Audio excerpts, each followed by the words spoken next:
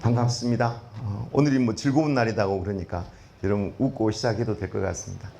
여러분 오늘 저는 여러분께 드릴 이야기는 회복적 생활교육 많이 들어보신다는데요. 어떤 이론적인 이야기보다는 제가 32년 동안 학생 생활교육을 했던 사례 중심으로, 그리고 또 우리 교장 선생님께서 학교 생활을 하면서 상처받지 않도록 하는 방법이 뭘까, 이런 중심으로 강의를 드리려고 합니다. 저는 32년 동안 교직에 있었습니다. 선생님. 10년 동안은 선생님으로, 22년 동안은 교육청에서 장학사, 장학관, 과장, 국장, 교육장까지 다 마치고 1년 앞두고 명퇴를 했습니다. 그 이유는 오늘 강의 중에 설명을 드리도록 하겠습니다. 첫 번째 이야기는 우리 교장 선생님들께서 학교 현장에서 일어나는 원하지 않는 상황이 발생했을 때 우리는 어떻게 해야 될까라는 이야기를 한번 시작하려고 합니다.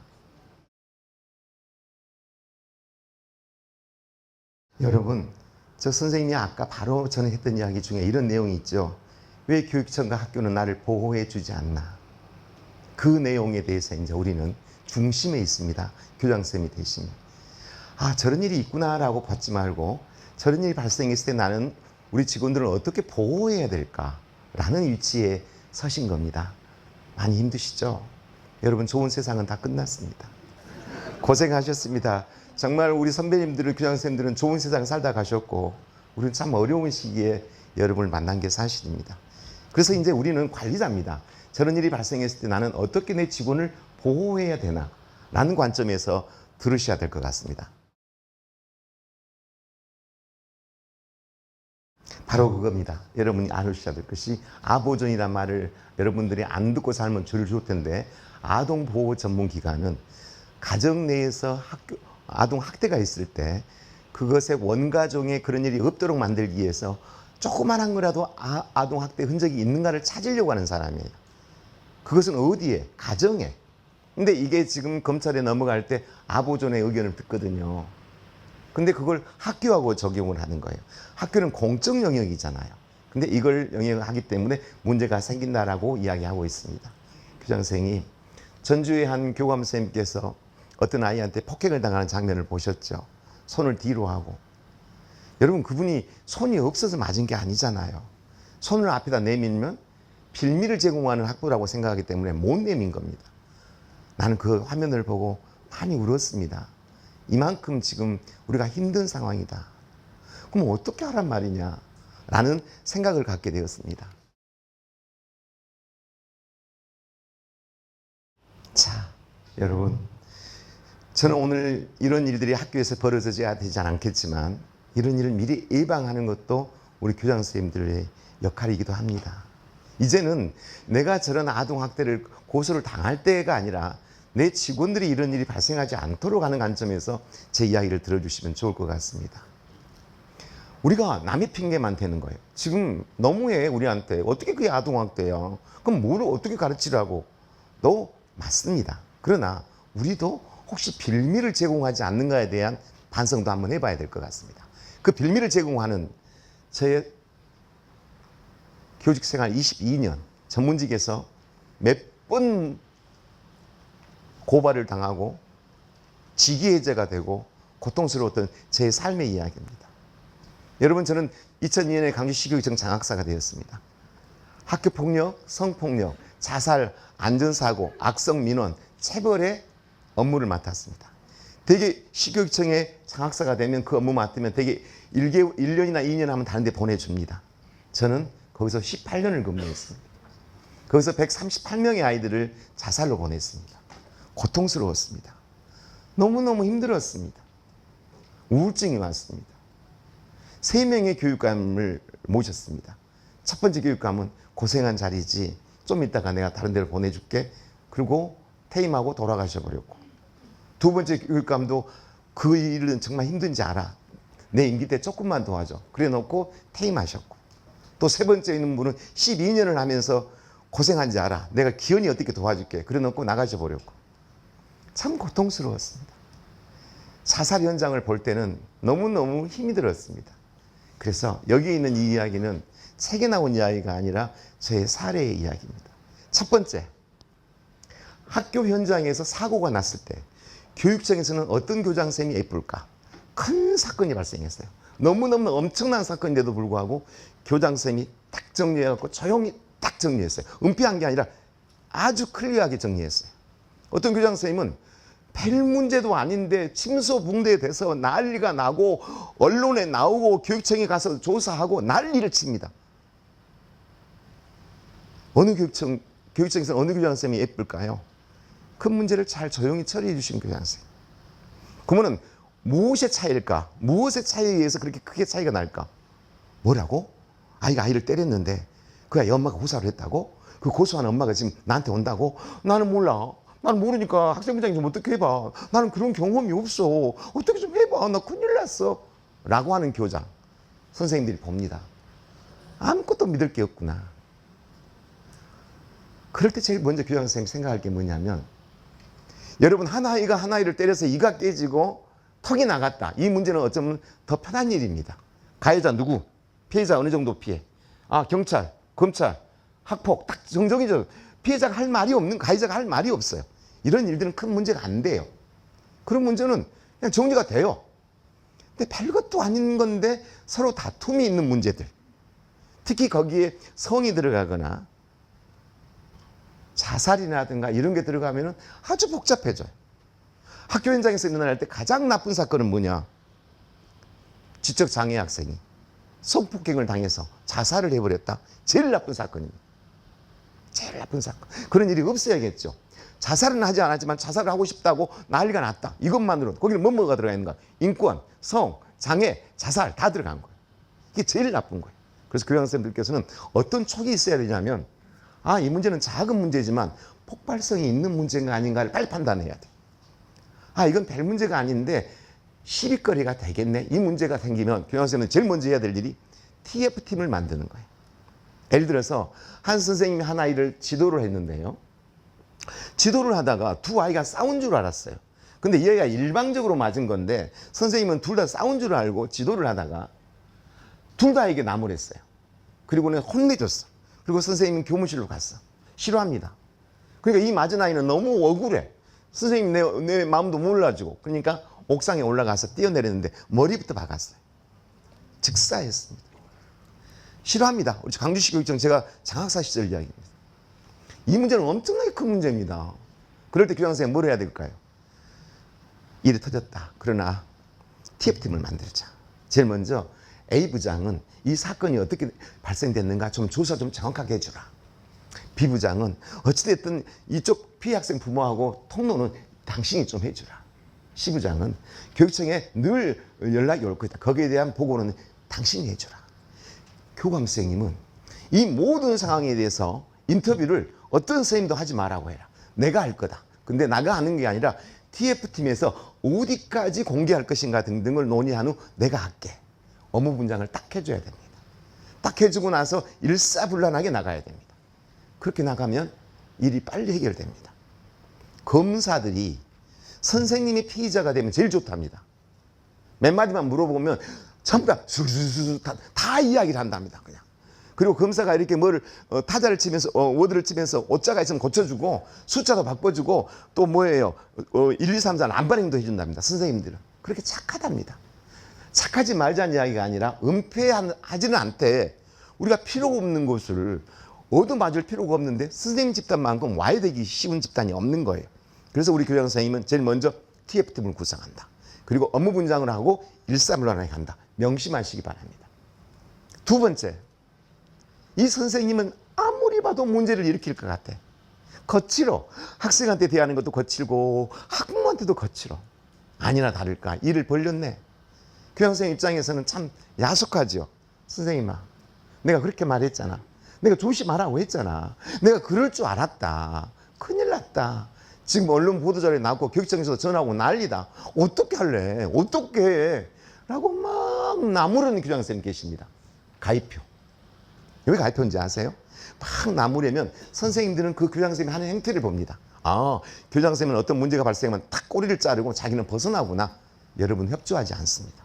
이왕 벌어진 일, 교장선생님은 어떻게 해야 되냐면 선생님아 잘 처리해보자. 마음 단단히 먹어라. 이렇게 이야기해야 됩니다. 만약에 그 선생님은 지금 어떤 고통을 받고 있냐면 신문에도 나오지, 방송에도 나오지, 교육청에서 전화가 오지, 어디 학교인지 알지. 자기도 너무 힘든데 관리자인 교장선생님이 막 나무라는 거예요.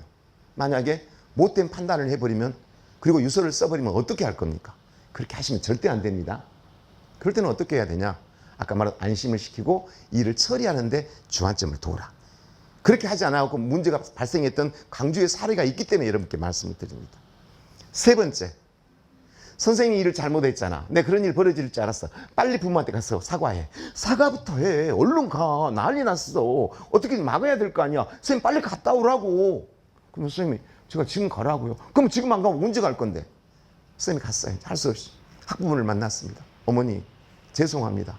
뭘 죄송한데요? 제가 이 일을 잘 처리 못하고 아이한테 너무 심하게 했네요. 그것 말고는 잘못한 게 없나요? 그럼 뭘 말씀입니까? 이것도 잘못했잖아요. 어머니 그 일은 제가 한 일이 아니에요. 왜 저한테 나무래세요? 절대 해결되잖아요. 당사자를 피해 학생 학부모한테 바로 보내면 해결된다 안 된다? 절대 안 돼요. 일은 더 커져갖고 와요. 그럴 때 누구를 보내라고요? 그 선생님을 보내지 말고 그 학부모하고 비교적 관계가 좋은 분한테 좀 부탁을 해서 그분이 대신 가줘야 되는 거예요. 어머니 우리 학교에서 이런 일이 벌어졌네요. 그 선생님이 따라온다는 것을 다음에 오시라고 제가 먼저 왔습니다. 그리고 그 상황을 좀 설명을 해주면서 어머니 그런 데 있잖아요. 그 담임선생님이 믿고 안 믿겠지만 우리 아이가, 당신의 아이가 잘 때 깨워서 수업을 시키려고 했던 선생님은 많지 않아요. 그 선생님은 그래도 수업을 시켜보려고 했던 거예요. 라고 변명을 누가 해줄 수 있어요? 다른 선생님이 해줄 수 있어요.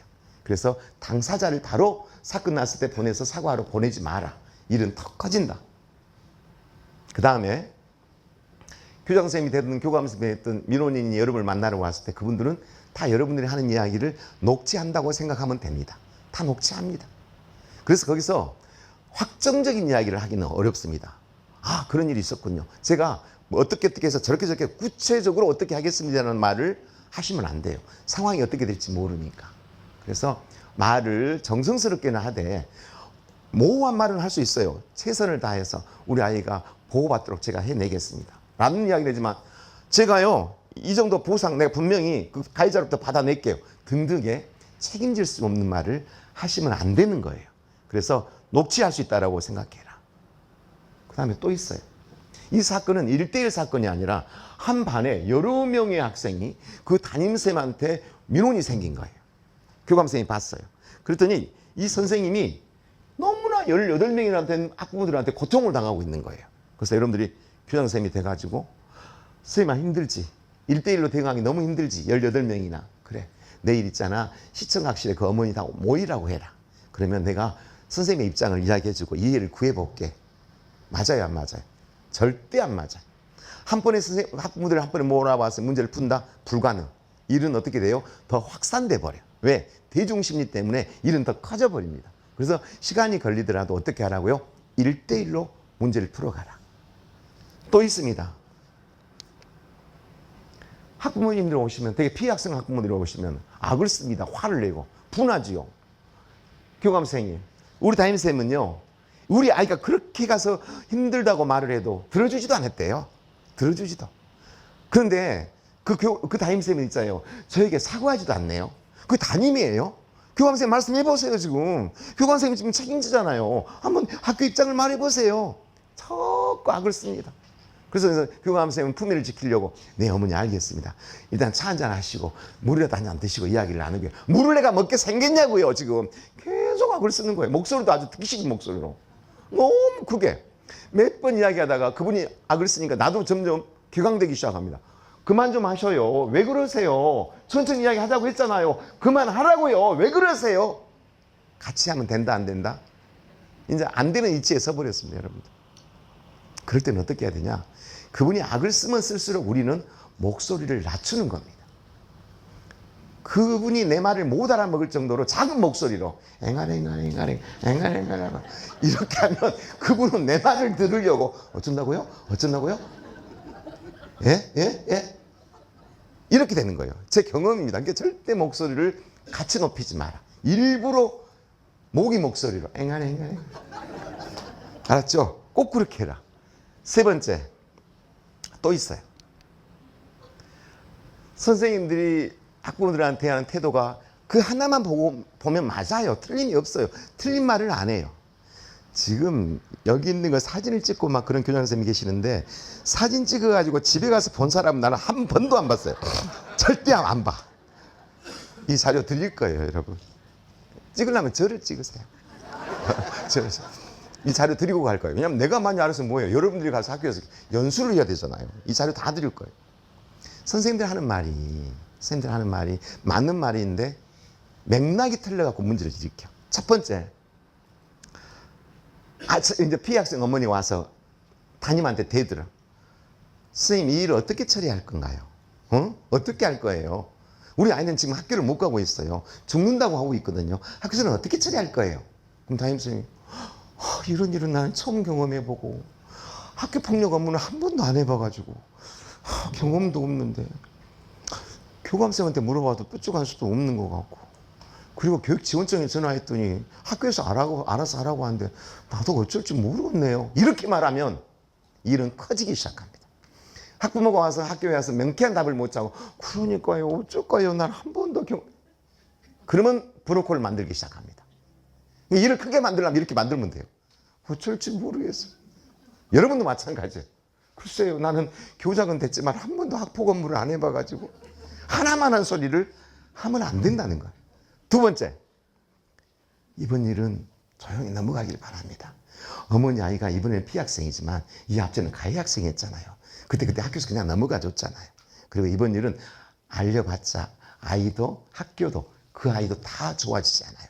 그러니까 이번 일은 조용히 넘어가면 좋겠어요. 이렇게 하면 큰일 나요. 제가 이번 일 이런 일을 했네요.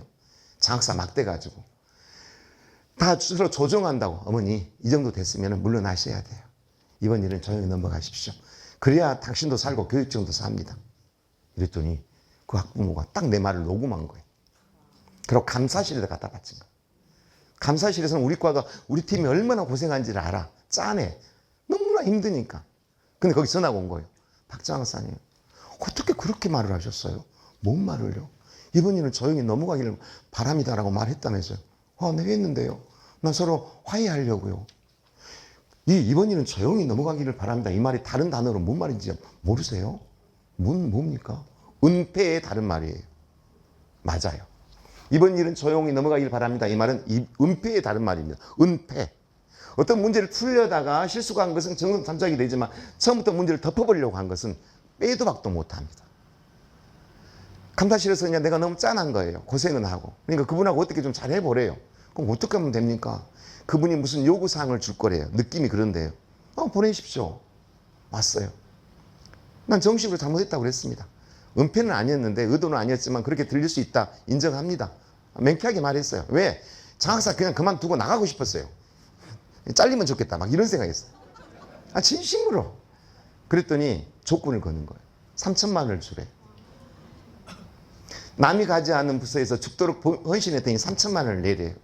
너무너무 억울해.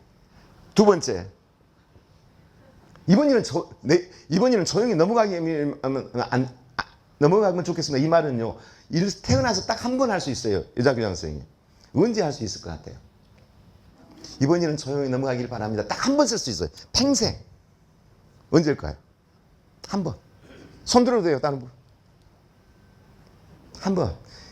교장선생님이 정년 퇴임하고 나서 남편한테 뭘 잘못했을 때, 그때 여보 이번 일은 조용히 넘어가면 안 될까? 그때 한 번 하느냐, 그때. 공직에서는 쓰면 된다 안 된다? 절대 안 된다. 쓰지 말라고 내가 분명히 말했습니다. 또 있어요.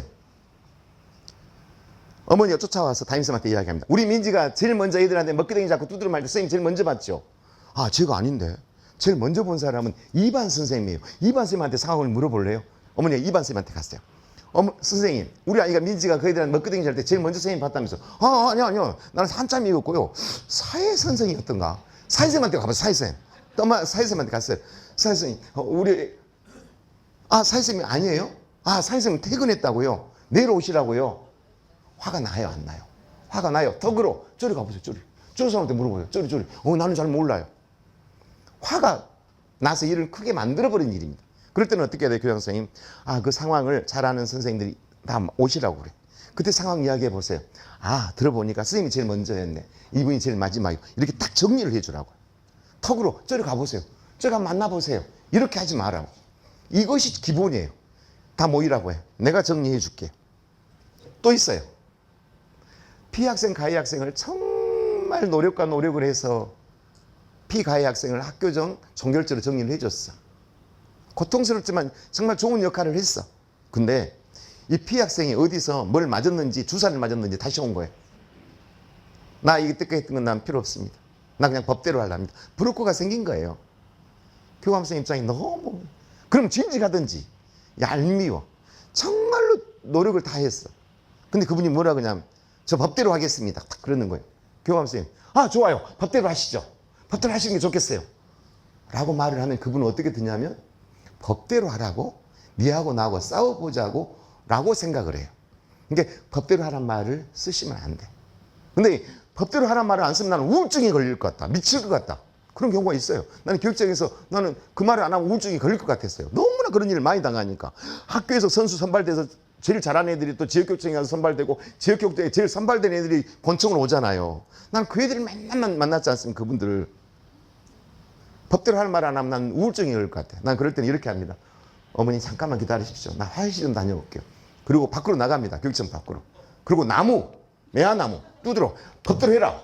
법대로 해. 법대로 하라고.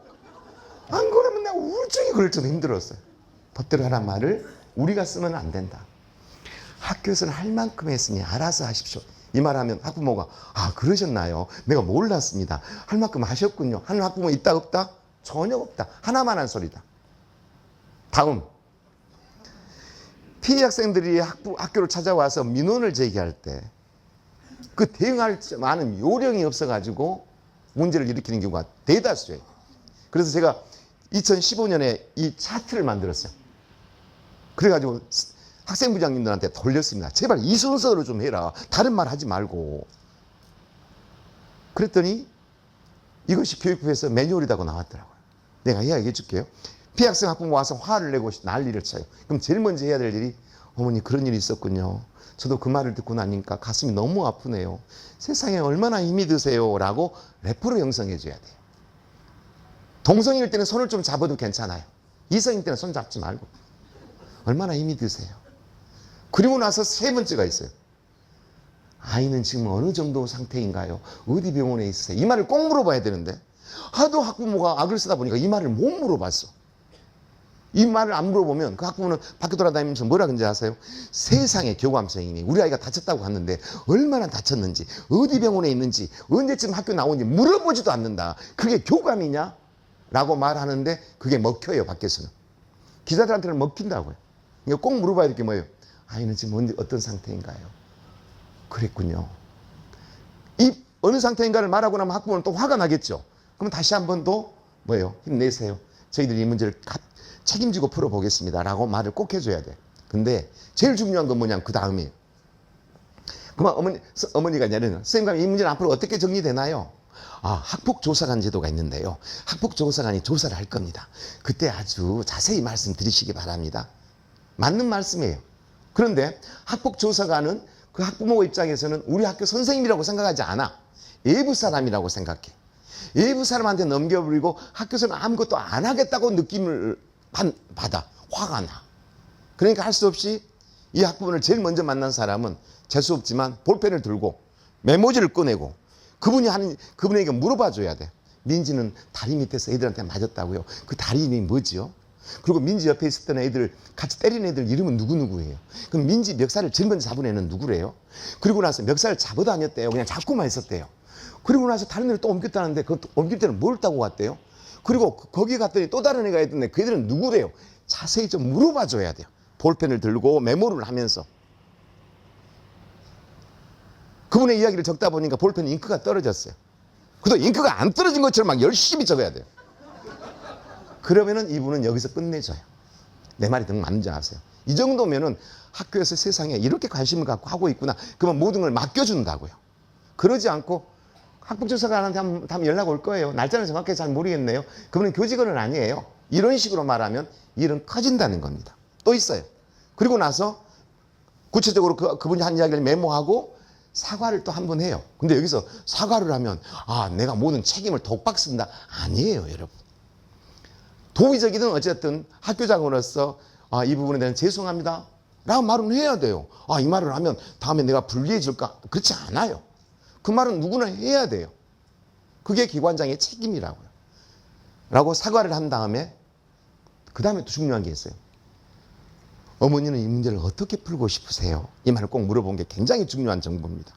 어떤 학부모는 문제를 큰 일인데도 불구하고 조용히 끝내는 부모가 있고 별것도 원하지도 않고 사과만 좀 해주세요. 그러면 내가 정리할게요. 우리 아이도 다음에 잘못할 수 있잖아요. 이렇게 하는 학부모도 있고 지금 아이는 평상시에 엉망진창이었는데 이번에 좀 피해 학생이 됐다고 난리를 치는 학부모가 있어요.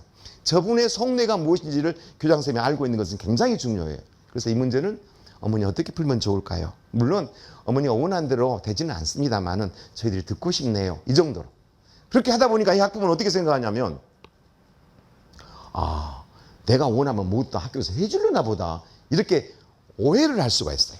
그래서 우리는 제일 밑에서 두 번째 줄 어머니 경찰서에서는 아이들을 지도하기가 참 좋아요.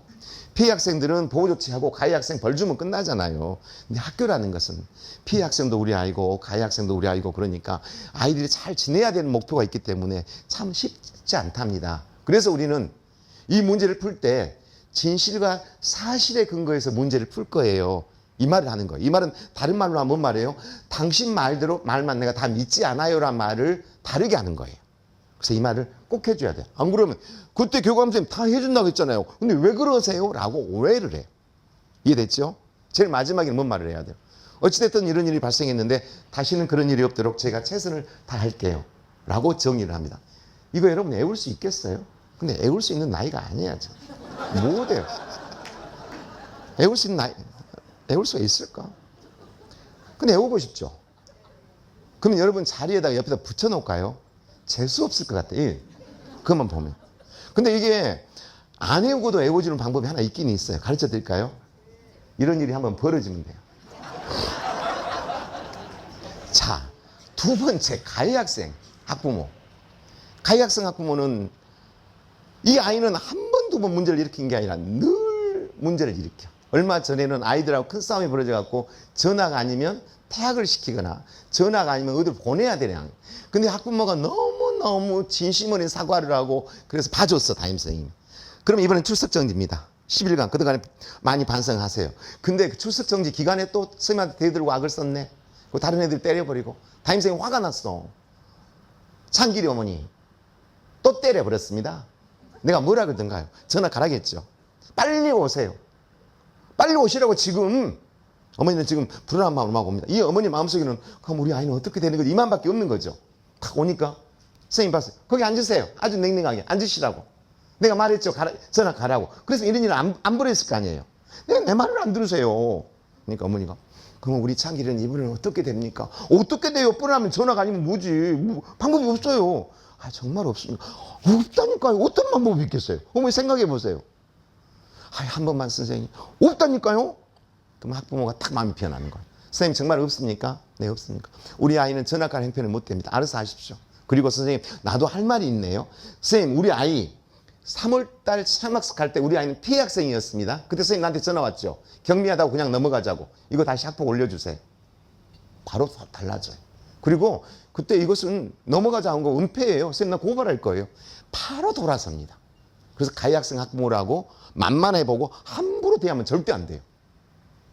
우리는 막 화를 막 내고 그러잖아요. 특히 피해 학생 보는 앞에서 절대 그러면 안 돼요. 가해 학생의 테러를 만들어줄 수 있었을 때는 좀 나무래도 돼요. 테러를 만들어주거나 그분의 이야기를 어느 정도 들어줄 수 있을 때는 조금 나무래도 되지만 방법이 없을 때는 절대 나무래면 안 돼요. 그러면 선생님 어떤 방법이 없을까요? 그러면 방법이 없다니까요 라고 하지 말고 제가 해드릴 수 있는 일은 없고요. 어머니 전 그러시다면 피해 학생과 피해 학생 학부모에게 용서를 구해서 마음을 얻으십시오. 그렇게 하시는 방법밖에 없습니다. 그렇게 해서든 간에 그분의 마음을 얻으십시오 라고 어드바이스를 해주는 거예요. 이게 가해 학생을 대할 때 여러분의 태도입니다. 피해 학생만 여러분들 학교에서 여러분들한테 원망하는 게 아니라 가해 학생도 여러분 원망할 수 있는 일이 엄청나게 많습니다. 명심하시기 바랍니다. 아, 나 이 사진은 마음에 안 드는데. 세바시, 세상을 바꾸는 시간. 여러분 들어보셨습니까? 저는 올해 KBS 아침마당에 2번 나갔습니다. 근데 그 KBS는 화장을 정말 잘해. 그리고 내가 아닌 것처럼 예쁘게 해줘. 근데 이 CBS에서도 여러분 새롭게 하소서라는 코너가 있거든요. 거기서는 예쁘게 해줘요. 한번 봐보세요. 1시간 21분짜리인데 200만 조회해요. 근데 이 세바시는 시간도 짧으면서 화장도 못해. 무당처럼 만들어놨어, 얼굴을. 근데 짧으니까 좀 보여드리려고요. 한번 볼까요? 학교는 가장 안전하고 행복한 공간이 하지만 현실은 꼭 그렇지만은 않은 것 같습니다. 특히 비대면 시대를 맞이하여 각종 안전사고와 학교 폭력이 증가하고 있습니다. 사실 저는 학교 폭력의 피해 당사자입니다. 여기까지. 여러분, 저는 학교폭력 피해 당사자입니다. 저는 여러분, 전남 고흥 가보셨습니까? 나로호가 올라가는데 거기 있는 작은 섬, 그게 우리 집이었습니다. 그동안 우리 집 마당은 앞에 있는 모래사장. 파도가 치고 태풍이 불면 이 파도가 우리 집 마당까지 몰려옵니다. 근데 이 파도가 우리 집 마당으로 올 때 이 파도만 오는 게 아니라 태풍을 칠 때는 이렇게 몰아서 오거든요. 파도가 올 때 우리 마당으로 멍게, 해삼, 낙지, 문어, 고동 다 쓸고 들어옵니다. 진짜예요. 다 쓸고 들어와서 나갈 때는 그 애들은 안 데리고 지그가 그냥 나가버려. 물만. 그러니까 우리는 아침에 일어나 죽기만 하면 돼. 죽기만. 진짜예요, 진짜. 그러니까 여러분들은 야, 좋겠다. 살면 좋겠다. 한번 살아보십시오. 좋은가. 바람이 불면 태풍이 우리 집 그 초가집을 넘겨버려. 그러니까 우리 아버지는 태풍이 오면 큰아들아, 저 기퉁이를 저 나무에다 묶어라. 둘째 아들은 저기다 묶어라. 셋째 아들은 저 기퉁이, 넷째 아들은 여기 기퉁이, 다섯째 딸은 물을 퍼내라. 여덟째 딸은 이장한테 일려라. 몇 명이에요 지금? 8명. 뭔 아기를 그렇게 많이 낳는가 모르겠어요. 이게 파도 소리가 날 때마다 아기를 낳지 않았을까 그런 생각을 해본. 뭔 아기를 그렇게 많이 낳. 저는 위에서부터 몇 번째? 6번째. 6번째인데 우리 아버지가 초등학교 선생님이었답니다. 그 당시에 국민학교.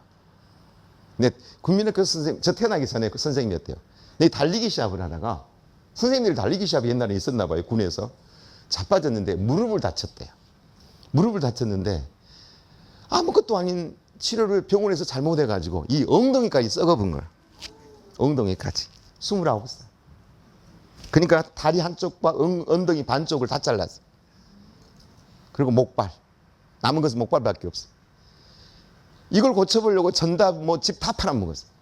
그리고 그때는 장애인이 되면 선생님을 못했답니다. 목발 2개 하고 장애인이 된 것 말고 아무것도 없는 거지가 돼본 거예요. 새끼들은 5명을 낳고 저는 아직 안 낳았어요. 살 수가 없는 거예요. 그러니까 마을에서 불쌍하다고 깊은 산속에다가 문중 땅을 좀 줬답니다. 문중 땅. 땅 파먹고 살아보라.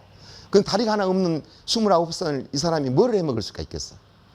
그러니까 자기가 잘했던 것이 그분이 한문하고 추산을 그렇게 잘했답니다. 선생님이었는데. 근데 그때 고흥군에는 글을 못 읽는 젊은이들이 너무너무 많았대요. 문맹자들이. 젊은이들이. 그래서는 그 깊은 산속에다가 초가집을 던져갖고 큰 서당을 만들어서 그분들에게 한 500명의 젊은이들에게 한문하고 추산을 가르친 거예요. 농한기 때. 나는 이제 그 산으로 넘어가서 넘어가서 난 거예요. 저는. 났는데 다리가 한 게 없어도 아기를 낳을 수 있나 봐요. 그렇죠? 하여튼 낳았어요. 나만 낳은 게 아니라 2명 더 낳았어요 지금. 그런데 초등학교도 들어가기 전에 그 형들하고 같이 공부를 아버지한테 배운 거예요. 무릎 위에 앉아가지고 6살 때부터. 낮에는 한문을, 밤에는 추산을. 근데 한문을 하늘천 따지를 가르친 게 아니라고 그 당시는 신문이 국한문 혼용체였답니다. 거기는 한문만 뽑아가지고 책을 만든 거예요. 교육, 문화, 사회, 대통령, 교육, 국회의원 뭐 이런 단어 쭉쭉쭉 뽑아가지고 그걸 책으로 만드는데 그걸 가르친 거예요. 그러니까 저는 초등학교도 들어가기 나는 그 형들보다 훨씬 공부를 잘했답니다. 그 형들은 연애도 해야 되고 일도 해야 되고 술도 먹어야 막 바쁘잖아요. 난 할 일이 없으니까. 초등학교 1학년 들어가기 전에 제 주산 실력이 3단. 암산이 3단. 여러분 생각해 보십시오. 그때 초등학교 1학년 들어가는데 1 더하기 1은 2 막 이런 거 배울 때잖아요. 갸, 거교 막 이런 거 배울 때잖아요. 그리고 코도 이만큼 내려가고 이거 막 이렇게 들어갈 때잖아요. 그 코는 다 어디 갔을까요? 예. 그 놀아놓고. 그런데 이 아이는 그 공부를 잘한 거예요. 한문 실력은 저 7살 때 아버지가 그랬대요. 공부를 형들이 늦게 공부 서당에 온 사람들이 늦게 오니까 7살짜리 나에게 물어본 거예요. 주정아, 왜 형들이 이렇게 공부를 하러 늦게 오지 안 오지? 라고 물으니까 7살짜리가 모르겠는데요 라고 대답한 게 아니라 왜 이렇게 안 온다냐? 라니까 아버지, 그 형들이 빨리 안 온 것은 필시 무슨 곡절이 있는 듯 합니다. 그러니까 아버지가 어이가 없어가지고 너 뭐라고 했냐? 곡절이 있는. 너 곡절이라는 단어를 한문으로 쓸지를 않느냐? 그제 배웠지 않습니까? 그제 배운 거예요. 한번 써봐라. 그러니까 곡절이로 쓰는 거예요, 한문으로. 그러니까 아버지가 생각할 때 이를 잘 가르쳐 봐야겠다고 생각을 한 거예요. 그 생각을 하는 순간 내 인생이 엉망진창이 된 거예요. 그 이야기예요. 여러분, 그 당시에는 초등학교 1학년, 2학년, 3학년, 4학년, 5학년인 때인데 베이비 부모 시대라서 한 반이 막 80명 막 이럴 때입니다. 애들이 우글우글 할 때예요, 그때. 그때 초등학교 선생님들 제일 힘든 게 뭐냐? 월말고사를 맨날 봐요. 근데 그 많은 학생들의 성적의 합계 평균 삭차 내는 게 너무너무 힘들어. 왜냐하면 컴퓨터도 없고 계산기도 없으니까. 주산을 놓을 수 있으면 좋은, 주산을 못 놓은 사람이 너무 많았어. 근데 이 학교는 걱정이 없어. 왜? 슈퍼컴퓨터. 3달짜리 세 줄 정도는 여기 10개까지 쫙쫙 암기로 이렇게 평균 석차를 낼 수 있으니까. 그런데 여러분, 그게 내 이 운명을 바꿔버린 겁니다. 5학년 때, 5학년 일반이었어요. 5월 말 고사를 보고 아이들은 일찍 하교를 하고 교실에 남아있는데, 그 당시에는 교무실에 있는 기능직 누나인데 그때는 급사라 그랬습니다. 급사 누나가 3층으로 올라와서 나한테 일을 시키는 거예요. 1학년 1반부터 6학년 6반까지의 36개 반의 아이들의 평균 합계 석차를 내주라. 누나 나눠오세요. 내가 금방 해드릴게요. 그리고 1학년 1반 것부터 1번부터 하고 있다 보니까 내 점수가 궁금해. 5학년 1반 14번 다 100점 맞았겠지. 그리고 넘겨봤더니 국어가 20점, 산수 30점. 그 반에 꼴등 점수로 기록되어 있는 거예요. 그래서 나는 왜 우리 선생님이 내 점수를 잘못 기록됐을까? 그리고 그 소표를 들고 교무실로 갔어요. 선생님이 앉아 계시더라고. 나는 32kg, 빼빼 마른 애가 고무신을 신고 이러고 간 거예요. 조그만 애가. 선생님, 책상에 놓고 제 점수가 잘못 기록되어 있어요. 그러면 선생님이 어디가 잘못 기록되어 있니? 이러면 될 텐데 딱 일어나시더라고. 그리고 제 머리를 움켜잡는 거예요. 그때는 머리가 있을 때였어요. 머리를 움켜잡고 끌고 나가는 거예요, 교실에서. 이 새끼 이렇게. 근데 나는 지금 왜 끌려나간지를 몰라. 끌려나가듯이 교무실 문을, 도로의 문을 닫고 그 벽에다가, 세멘트 벽에다가 계속 머리를 쳐버린 거예요. 얘가 다 깨지고 피가 막 질질 나. 이게 선생님들이 말려도 필요 없어. 막 그 쌤이 계속. 그 피가 여기를 잡고 하다가 미끄러졌는데 길을 잡더라고요. 빗볼을 잡고 끌고 3층 우리 교실로 올라가. 난 질질 끌러 올라가. 피가 질질 나는데. 올라가서 뺨을 때리기 시작해요. 그러니까 난 또 뒤로 또 한 바퀴가 돌아. 때릴 때면 내 피가 본인 옷을 탁. 근데 내가 안 쓰러지니까 발로 걷어가지고 밟아. 그러니까 나는 막 울어. 그 다음에 내가 주사를 갖고 있어요. 주산 중에 얇은 주산 말고 퉁퉁한 주산. 알이 큰 거. 막 이렇게 하니까 이걸 뺏어. 그래갖고 얼굴에다가 이게 주산알이 다 쏟아져. 그리고 나는 기절을 해버렸어. 기절을 하고 깨어나 보니까 선생님은 없고 못 일어나. 밑에가 다 피야, 피. 그러니까 뻘쩍거리면서 야, 그냥 어떻게 일어나. 너무 힘이 드니까. 아파. 그래서 그냥 울고 집에를 넘어가. 거기서부터 우리 집에 가려면 산 2고개를 넘어야 돼. 보리가 막 피었더라고요. 산 2고개를 넘어가는데 피가 계속 나. 그리고 2고개를 넘고 두 번째 고개에 성장해서 우리 집을 내려다 봤더니 우리 집 하나밖에 없는 거예요, 그때는. 거기서 연기가 피어올라. 뭐지? 그날이 우리 집 모내기 한 날이었나 봐요. 근데 우리 아버지는 다리가 없으니까 모내기를 하러 못 가고 엄마가 마을 사람들 데리고 모내기를 가고 아버지는 큰 솥단지에다가 밥을 하고 있는 거예요. 저녁에 모내기 한 사람들 밥 먹이려고. 여러분, 모내기가 뭔지 아시죠? 불을 떼면서.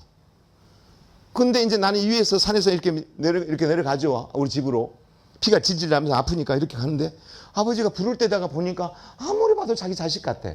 그러고 쳐다보니까 자기 자식이에요. 벌떡이 난 거예요. 자기가 다리가 2개 다 있는 줄 알고 벌떡 있나 본 거예요. 근데 다리가 없지요. 이거 자빠져 본 거예요. 어디로? 뒤로 자빠져야 되는데 앞으로. 거기는 뭐예요? 불 쏘그렇죠. 그러니까 내가 가서 아버지를 끄집어내고 울고 빗자루로 털어갖고 간신히 불을 껐는데 목발을 짚고 다시 일어난 거예요. 누가 이렇게 때렸냐? 선생님이. 왜 때렸냐? 모르겠습니다. 근데 내 얼굴에가 세상에 주사날이 3개가 박혀 있었나 봐요. 그 큰 게.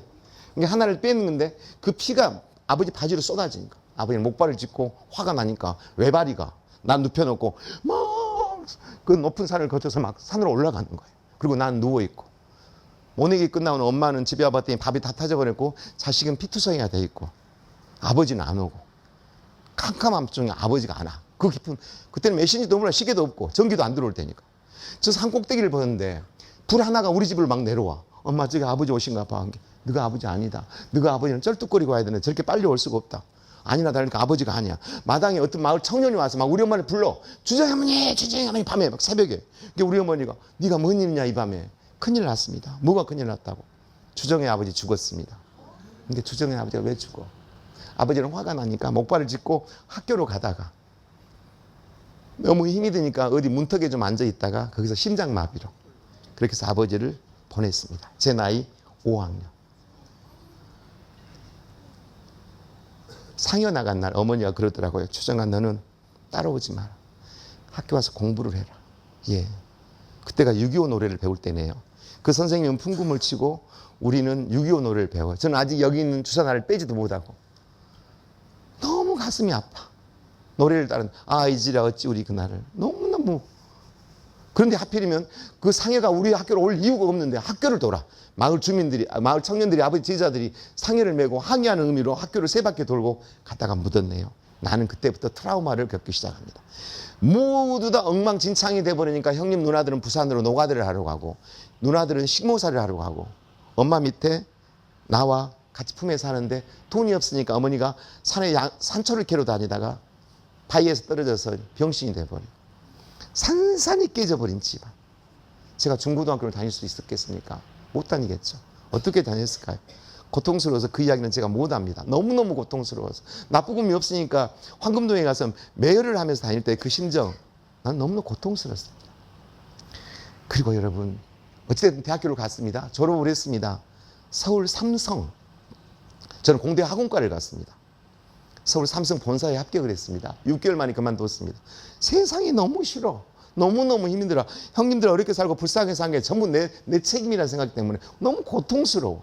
내 밑에 동생들은 초등학교도 안 나오고 가서 고무신 공장에 일을 해야 하는데 난 너무 고통스러워. 그럼 너는 어떻게 공부를 했냐고. 마을에서 얘는 공부를 잘하니까 공부를 좀 시켜보라고 해갖고 억지로 다닌 거죠. 서울 삼성 본사에서 근무하는데 6개월 만에 그만뒀습니다. 세상에 적응을 못해. 너무너무 힘이 들어. 그래서 밖으로 나왔습니다. 서울역에서 나와서 뭘 할까? 중이 돼야겠다. 그리고 중이 되었습니다. 중된 이야기가 진짜 재밌거든요. 적성에 딱 맞았어요. 하여튼 중 3년을 마치고 나왔습니다. 거기서도 갈증이 안 풀어져. 그래서 대학교 교수님을 찾아갔네요. 취업을 하려고. 그 교수님 지금 어떻게 생각하냐면 대학교 다닐 때 1, 2학년 때는 올해 플러스를 맞았던 아이가 3, 4학년 때는 학사경고를 3번이나 맞았던 애가 어떻게 삼성을 갔을까라고 의아해한 학생이었대. 근데 자기 제자들을 데리고 내가 삼성에 있다고 견학을 왔더니 없어져 본 거예요. 절로 가면 없었죠. 어디 갔는지를 모르는 거예요. 근데 어느 날 나타난 거예요. 교수님한테 인사를 했죠.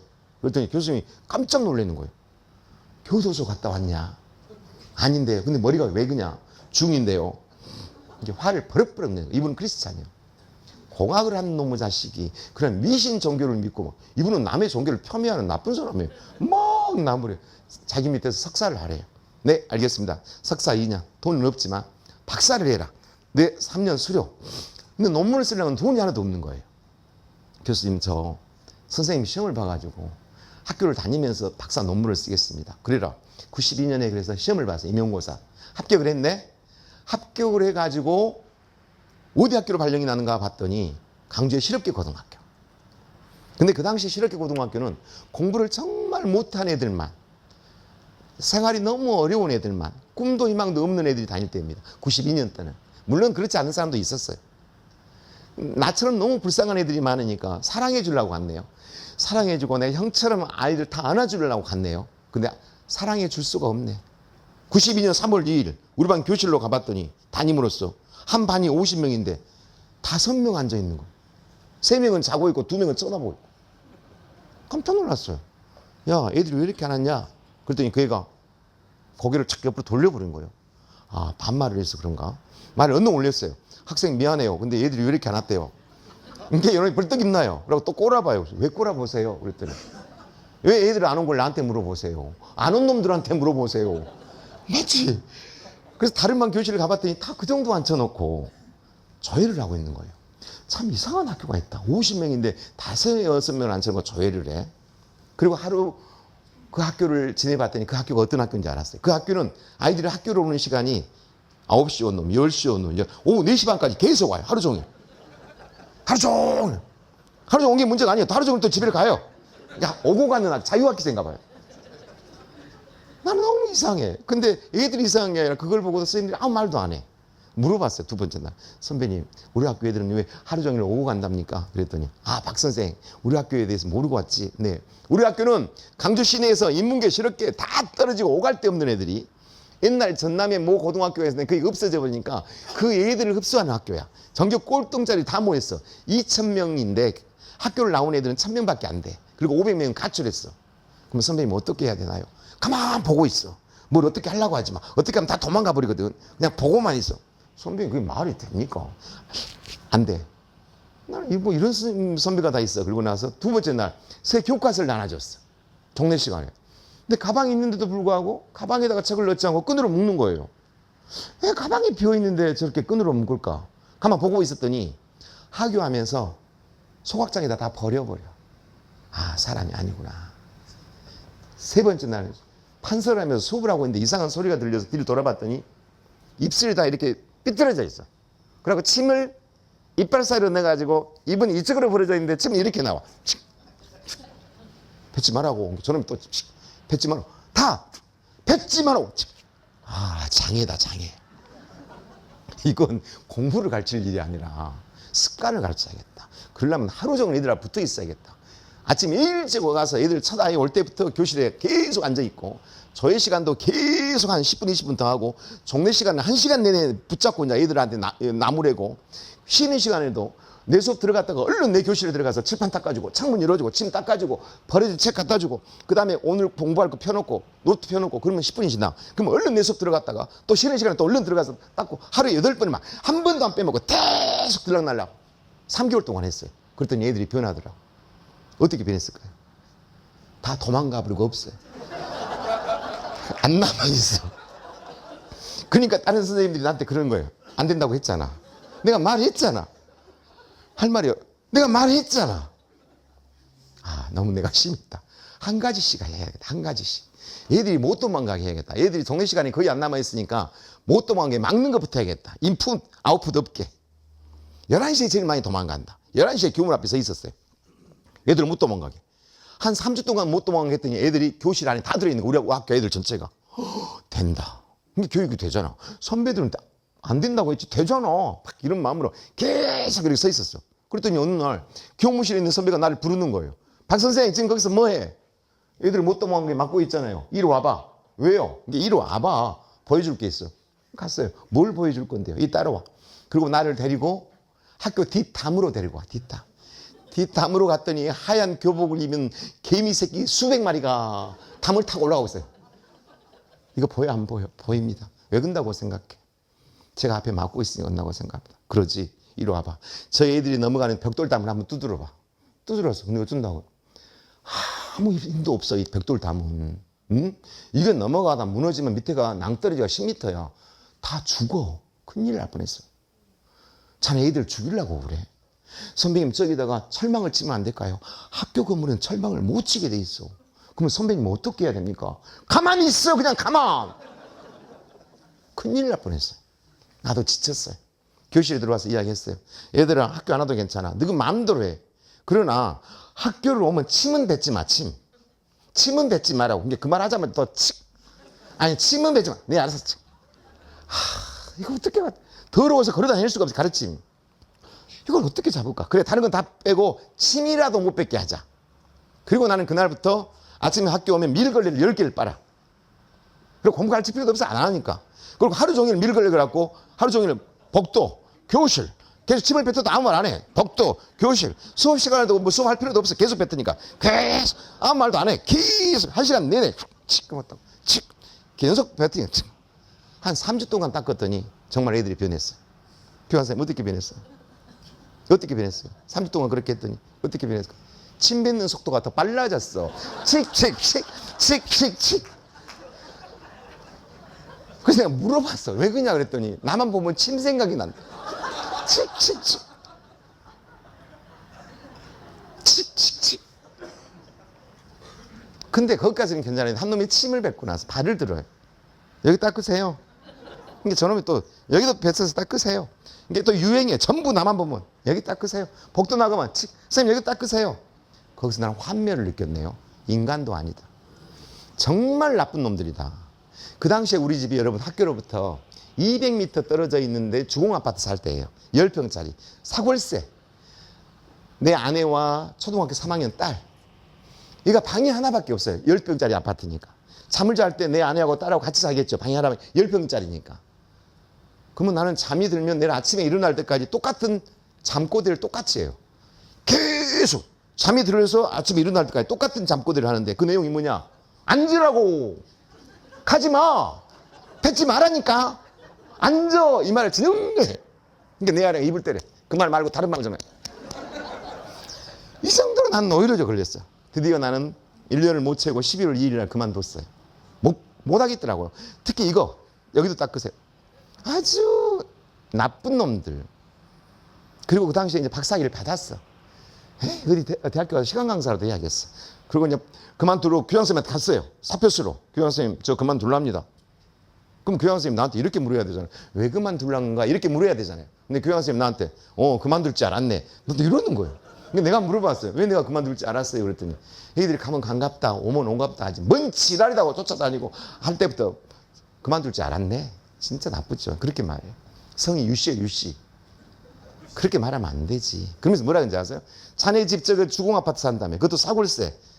딸도 있다며. 초등학교 다니고. 뭘 먹고 살아? 자네 부인은 놀고. 비아냥거렸어요. 정말 나빠. 지금도 미워 그 사람. 근데요. 그분 때 그만두고 나서 10년이 지났네요. 근데 나는 장학사가 돼 있었어요. 생활지도 담당 장학사. 근데 그때까지 그분은 교장을 하고 계신 거예요. 근데 10년이 지나서 나한테 생활지도 담당 장학사인데 전화가 온 거예요. 박 장학사, 나 좋아도 안 하는데 왜요? 나 이번에 정년 퇴임하는데 할 일이 없는데 배움터 지킴이 자리 하나 해주소. 없어요. 그때 배움터 지킴이 자리 장학사가 없다겠어요. 그랬더니 계속 3일 동안 해주라고 괴롭힌 거예요. 그래서 해줬네요. 강주 시내에서 말 제일 안 듣고 학생 수가 제일 많이 담배도 제일 많이 피고 담 제일 많이 넘은 그 학교에다가 딱 배정을 해드렸더니 3일 만에 그만둬. 3일 만에. 복수일. 지금도 시원해. 그리고 이제 그날 보따리를 싸고 집에 갔어요. 이제 학교를 그만두고 다시 그 원점으로. 이제 내 아내가 그 짐을 보고 이 짐이 뭡니까? 예, 그만뒀습니다. 왜 그만뒀습니까? 나는 선생이 아닌 것 같습니다. 그러면 다른 사람들은 뭘 합니까? 이 여성분이 이렇게 말해요. 나쁘죠? 이 사람 얼굴 이따 보여줄게요. 그렇게 말하면 안 되죠. 당신이 잠을 못 자고 잠꼬대 할 때부터 당신이 얼마나 힘들어하는지 알았습니다. 얼마나 고생하셨습니까? 학위도 받고 그랬으니까 다른 데로 가시죠. 막 이렇게 해줘야 되잖아요. 그렇게 하기는 그냥 참 무책임하시군요. 이따 그 여자 얼굴 꼭 보여줄게요. 근데 나는 그분한테 대들 수가 없어요. 누나예요, 누나. 한 살 더 드셨어. 그래서 참고 이제 12월 2일에 그만두고 계속 이제 생활 그 시간 강사를 가려고 원서를 쓰는데 안 받아주네. 한 달 내내 써도 스펙이 없다고. 걱정이 돼. 큰딸은 아빠 우리는 뭘 먹고 살아요? 막 이 말을 계속하고. 불안해. 근데 여러분 제 사표가 수리도 되기 전인데 교육청에 제 과목을 한 명 뽑는 거예요. 화학공학. 저는 공업, 기술, 가정 다 가르칠 수 있어요. 한 명 뽑는데 얼른 다시 응시했어요. 12월 2일 날 그만두고 12월 26일 날 다시 응시. 그래가지고 그냥 1월 달에 50명이 응시했는데 3비수 안에 들었어요. 그 다음에 2월 달에 최종 1명 내가 합격했어요. 2월 10 며칠 날 합격자 발표하고 강주에 있는 350개 학교 중에 어디로 발령이 날까 이렇게 기다리고 있었어요. 근데 발령이 그 학교로 나온 거예요. 나는 거기 학교에 발령이 날지를 나는 생각도 안 해봤어요. 거기 날 줄 알았으면 시험 공부를 할 이유가 없지요. 근데 여러분 제가 말했죠. 교육청에서 장학사, 장학관, 과장, 국장, 교육장 다 해봤다고. 100% 시험 보면 거기 가게 돼 있는 거예요. 왜? 현직이 안 갈라 그러니까 신규 배치. 그 학교를 안 가려 그러니까. 근데 여러분 2달 전에 그만둬놓고 어떻게 그 학교를 가요? 괴롭죠. 이제 안 갈 수는 없고. 근데 내 아내가 결정해 주시더라고요. 눈 감고 다니세요. 눈 감고 3월 1일 갔어요. 창피해 죽겠어요 아주. 갔더니 교무실에 있는 선생님들이 다 일어나서 박수를 치고 난리예요. 아우 창피해. 그 자리 안 뺐네. 거기 앉으면 되겠네 막. 그래서 거기 앉으려고 앉으니까 잠깐만 앉기 전에 할 말이 있네. 뭔데요? 우리는 사표를 쓴 줄 알았네. 휴직을 했는가? 놀려. 그리고 앉아서 가만히 앉아있는데 2달 전에 우리 반이 2학년이 지금 3학년이 됐잖아요. 그 애들이 교무실로 몰려온 거예요. 선생님 안 한다고 했잖아. 왜 왔어? 저리 가라고. 그때 안 한다고 갔잖아. 저리 가라고. 분명히 그만뒀는데 저리 가라고. 창피해 죽겠어요 아주 2달 만에. 근데 2학년이 저도 제일 말 안 들어. 고등학교는 그 반에다 딱 또 그 교장이 저를 담임을 또 맡겨놓는 거예요. 만나봤더니 사람이 아니에요. 작년 애들은 얘들에 비하면 엄청 훌륭해. 그래 마음을 먹었어. 그냥 눈 감고 학교 다니자. 절대 안 쳐. 공부라는 건 필요 없다. 월급만 벌어 다니. 계속 일찍 안 가. 8시 반에 가고 가만히 앉아있다가 아침 조회하러 갈 때도 복도를 안 쳐다봐. 더러우니까 이렇게 가. 침. 그리고 아침 조회를 할 때도 출석도 안 불러. 몇 명 안 되게 체크만 해. 박창수 그러면 네 그냥 목소리 듣기 싫어 아주. 수업할 때는 애들 절대 안 쳐다봐. 나 혼자 계속 막 어쩌고 저쩌고 하고 종을 치면 이렇게 가 그냥. 그리고 앉았다가 정리를 안 해버리고 집에 가버려. 93년 3, 4, 5월 달. 너무나 허전하죠. 어쩔 수 없죠 뭐. 그냥 왔다 갔다. 근데 내 아내는 정말 잘하고 계시대요. 그런 교육과를 가지신 분이 이따 보여줄게요. 근데 마음은 허망해. 근데 그해 6월 우리 아버지가 돌아가신 날 우리 집에서 제사를 지내고 밤에 잠을 자려고 하는데 문을 막 두드려. 어떤 놈들. 누가 이 밤중에 문을 두는 거 봤더니 우리 학교 교복을 입은 애들 8명이 술을 먹고 담배까지 핀 놈들이 막 문을 두드리는 거였어. 누구세요? 내가 그랬어. 문 열어주면서. 그랬더니 선생님 반이잖아요. 반도 몰라요. 나는 몰라. 안 쳐다봤으니까. 그리고 학교를 안 나온 놈들이 말해. 근데 왜 왔어요? 그래서 놀러 왔다는 거예요. 난 놀러 온 자기 오랑 오늘 가세요. 그랬더니 나를 밀치고 우리 집으로 들어가는 거예요. 그러니까 내 아내가 자다가 여보 저는 누구예요? 우리 반이라고 합니다. 왜 왔답니까? 나도 모르겠습니다. 그러니까 내 아내가 빨리 보내려고 수박을 썰어가지고 10병짜리 지금 방이에요. 어느 맥에 한 조각씩. 근데 과일을 잘못 선택한 거예요. 수박에는 씨가 있어. 이 씨를 이렇게 뱉은 게 아니라 펴. 그놈들 얼굴도 보여줄게 이따가. 그러니까 3학년 딸이 아빠 오빠들은 왜 그래? 원래 그래 원래. 근데 그날 저녁에 집을 안 가네. 저녁내 떠드네. 새벽 3시에 잠이 드네. 자고 간대요. 그래서 이제 아침에 일어나서 깨워서 학교를 가려고 깨웠더니 다 죽은 줄 알았어요. 연체동물. 물렁물렁. 나 혼자 학교 가. 아내가 이제 계속 전화가 오는 거예요. 여보 1명 가고 7명이 누워있어요. 여보 3명이 가고 알고 있어요. 그만 좀 하세요. 종례 시간에 막 울면서 전화 와. 왜 우세요? 그랬더니 다 가고 제일 무섭게 생긴 놈이 누워있어요. 당신이 더 무서워요. 가만 놔두세요. 내가 깨울 테니까. 종례 와서 깨웠어. 일어나. 얼른 가. 이제 일어나. 얼른 가. 그랬더니 7명이 또 왔어. 요한양이 데리러 간대요. 얼른 데리고 가. 갔다가 1시간 만에 또 돌아와. 하룻밤만 더 재워주세요. 누구 왜 집에를 안 가냐? 가출했어요. 얼른 가. 안 돼. 근데 이놈들이 월화 수목금 계속 오는 거예요. 그때 토요일까지 수업할 때입니다. 오지 말라고 제발 계속 와. 그러니까 내 아내가 파출소에다 신고했어. 가택진입죄로. 그랬더니 경찰이 뭐라고 했냐면 아이들이 선생님 집에 찾아온 것은 가택진입죄가 아니다. 근데 얘들이 금요일 날 이렇게 말하는 거야. 선생님 오지 마라. 너희들 때문에 이혼하게 생겼다. 왜 오냐? 우리한테 좋은 수가 있습니다. 뭔 좋은 수? 선생님 우리가 여름방학 하려면 1달 반밖에 안 남았지 않습니까? 그런데 어쩐다고? 1달 반만 여기서 살게요. 어디서? 10평짜리 아파트 방도 없는데 여기서 살게요. 안 돼. 그래도 계속 와. 그래서 그놈들 6월 2일부터 데리고 산 거예요. 6월 1일부터 방학할 때까지 데리고 사는데 제일 힘든 게 뭐냐? 밥을 너무 많이 먹어. 도시락을 8개 싸야 돼. 그 다음에 빨래할 세탁기도 없는데 세탁해야 돼. 침을 아무데나 뱉고 다니고 오줌을 싸고 다니고 마을 사람들이 맨날 쫓아와. 너무너무 힘이 들어. 지옥 같아 6월달. 화장실도 하나밖에 없고. 7월달 이제 곧 방학을 해. 참았어 이제. 기말고사를 봐. 근데 그 학교는 얼마나 공부를 못하는지 시험을 볼 때 13과목의 문제를 다 3배수로 가르쳐주고 시험을 봐.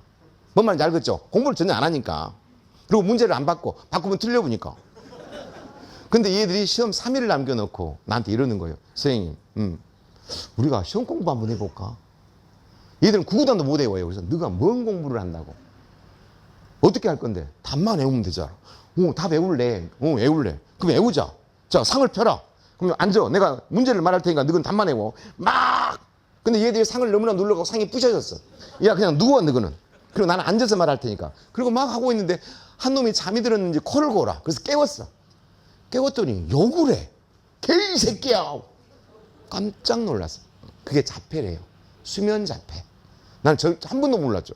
근데 얘들은 알고 있어요. 얘는 건드리지 말라고. 그래서 7명만 달달달달달 외웠네요. 그리고 7월 20 며칠 날 기말고사를 방학식을 해. 성적 발표를 해. 한 반에 50명씩 2학년이 13개 반 650명 중에 전교 1등부터 7등이 정말 잘 걷죠? 우리 반이 아니라 우리 방 전교. 그러니까 얘들이 방학식 나 선생님 나 전교 1등 남았다니까 내가 지금 2등이라니까. 그래서 1등하고 2등 차이가 이것밖에 없다니까. 나도 깜짝 놀랐어요. 그때가 여러분 김영삼 정부에서 김대중 정부 막 넘어갈 때입니다. 김대중 정부에서 막 얘들한테 장학금을 퍼줄 때예요. 제 월급이 70만 원일 때인데 이 7명한테 80만 원씩 장학금을 주는 거예요. 7, 8은 50명, 560만 원을 받은 거예요. 야, 잘했다. 이제 오늘 집에 간 날이잖아. 안 갈 건데 집에 가기로 한 날이잖아. 안 가. 가기로 했잖아. 안 가. 안 간다고 버티는 거예요. 안 돼, 가. 가라고. 안 간다고 버티는 거예요. 그래서 내 아내한테 말씀을 드렸어요. 약간 그들이 안 간다고 합니다. 그랬더니 내 아내가 이미 안 갈지 알고 있었대요. 그리고 데리고 산대요. 근데 왜 데리고 사세요? 그냥 정이 들었대요. 근데 알고 봤더니 성향이 비슷해. 청소를 안 해. 그리고 뭘 어지러. 근데 성향이 비슷하니까 그 애들하고 싸울 일이 없어. 그리고 그놈들이 또 내 흉을 보는데 내 아내는 남이 자기 남편 흉을 보면 좋아해. 근데 이놈들이 내 흉을 봐. 선생님, 사모님 우리 선생님은 학교에서 왕따네. 그럼 왜? 수업도 끝나기 전에 교실에 와 있으니까 선생님들이 다 싫어해. 들락날락하니까 ADHD라고 소문났어. 그럼 내 아내가 집에 와서도 가만히 있고 들락날락하냐. 서로 좋아한 거야, 애들. 그래갖고 여름방학 때 이제 그들을 데리고 삽니다. 더워 죽겠어. 학교도 안 가니까. 그 애들은 거실에 자고 있고 우리 애들 나하고 아내하고 방에서 자고 있고 큰딸 담비는 가끔 나갔다 와서 그 오빠들이 잠을 잘 때 추리닝을 입고 자니까 아빠, 오빠들은 왜 추리닝이 높이 솟아있어? 막 어려운 걸 막 물어보고 하여튼 너무 더워. 하여튼 어째 너무 힘들고. 근데 어느 날 같이 잠을 자는데 한 아이가 또 욕을 하네. 얘는 자폐가 아니에요. 너 뭔 욕을 그렇게 하냐 이놈아. 잠꼬대 하지 마라. 그랬더니 잠꼬대가 아니래. 그럼 왜 욕을 하냐? 나한테 욕하냐? 아니래. 그럼 누구한테 욕하냐? 선생님, 우리가 살고 있는 이 주공 아파트가 7개 동이잖아. 그래, 7개 동인데 어쩐다고. 이 7개 동에서 한 사람들이 우리를 몰라보는 것 같아. 이게 뭘 몰라봐. 우리가 전교 1등부터 7등이라는 걸 몰라보는 것 같아. 그걸 어떻게 느꼈어? 선생님이 말했잖아. 인사 잘하라고. 인사를 정말 잘하는데 우리 인사를 안 받아줘. 왜 안 받아줘? 똥통학교라고. 그럼 어쩌라고? 선생님 내일 아침에 일어나서 저 7개 동 들어간 입구에다가 방을 붙여줘. 뭐라고? 1502호에 살고 있는 애들은 전교 1등부터 7등이 살고 있다. 알겠다. 붙여줬어요. 여러분 그 이금희 아침 방송에 나옵니다. 붙여줬더니 나갈 이유도 없는데 거기로 왔다 갔다 해. 7명이. 자긍심이 생긴 거야. 담배도 몰래 피워. 침도 숨어서 뱉다. 그리고 새벽에 4시에 일어나고 자폐를 깨워. 그래갖고 어디를 가. 그리고 점심때 와서 밥을 먹고 또 어디를 가. 그리고 새벽에 와. 아, 이놈들이 돈 80만 원 갖고 갤러그 하러 간 갤러그 오락시대. 이 새끼들이. 그래서 나 막았어요. 들어오지 마, 이 새끼. 밤 새벽에 들어오게. 막 오지만 안 되거든. 너 지금 80만 원 돈 쓰러 댕기지. 아닌데. 어디 갔다 오는데. 아르바이트 다니는데. 너 지금 80만 원 돈인데 돈이 왜 필요해? 더 필요한데. 이게 어디다가 필요하냐고. 어디 아르바이트 다니는데. 주유소 아르바이트 다니는데. 아니 그러니까 80만 원이 있는데 왜 주유소 아르바이트를 다니냐고. 그걸 설명할 줄 몰라. 아닌데 긴데 모르는데 부족한. 그러니까 80만 원 있는데 어디다 돈을 쓰라고 더 아르바이트를 하냐고. 한 놈이 내가 못 들어오게 막고 있어요 새벽에. 선생님 우리는 수능을 볼 수가 없잖아. 왜 너가 수능을 못 봐? 보면 되지. 우리는 실력이 없잖아. 화를 버럭 내는 거야. 왜 나한테 화를 내? 그래서 어쩐다고. 우리는 수능을 안 보고 특차로 대학을 가려고. 어디 대학을 가려고? 인하공대. 웃어볼 뻔했어. 진짜 공부를 잘한 줄 알죠. 그래서 인하공대를 어떻게 갈 건데? 그러니까 주머니에서 신문지를 딱 펼치는 거예요. 선생님, 인하공대 40명 특차 모집 요가. 근데 일, 봐봐, 일. 실업계 고등학교 학생으로. 우리 지금 실업계잖아. 이 내신 성적 7% 이내인 줄 알아. 우리 지금 1%잖아. 3. 기능사 자격증을 많이 딴 자.